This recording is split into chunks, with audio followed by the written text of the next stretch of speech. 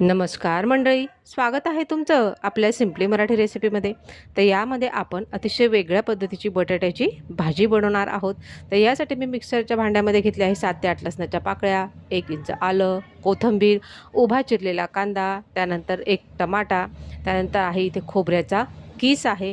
हे सगळे आपल्याला न पाणी टाकता वाटून घ्यायचं आहे।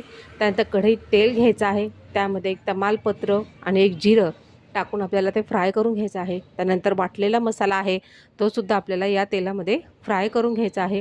त्यानंतर 1 चमचा तूप टाकून घ्यायचं आहे। त्यानंतर आहे इथे हळद, 1 चमचा लाल तिखट, त्यानंतर 1 चमचा कांदा लसूण मसाला, कश्मीरी लाल मिर्च आणि 1 चमचा धने जिरे पावडर, हे सगळे जिन्नस टाकून सुद्धा आपल्याला तेल सुटेपर्यंत हे मसाले भाजून घ्यायचे आहेत।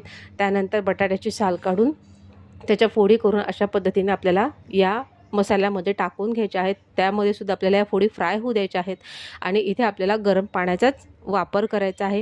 साधारण 1 ते 1.5 ग्लासापर्यंत आपण इथे पाणी टाकून घेणार आहोत। त्यानंतर इथे चवीनुसार मीठ टाकून घ्यायचं आहे, त्यानंतर थोडी कसुरी मेथी टाकून घ्यायची आहे आणि त्यानंतर इथे थोडा गूळ टाकून घ्यायचा आहे। यामुळे ही भाजी चवीला अतिशय चटपटीत आणि खायला म्हणाल तर अप्रतिम। तर तुम्ही बघू शकता इथे आपली झणझणीत बटाट्याची अशी भाजी तयार आहे।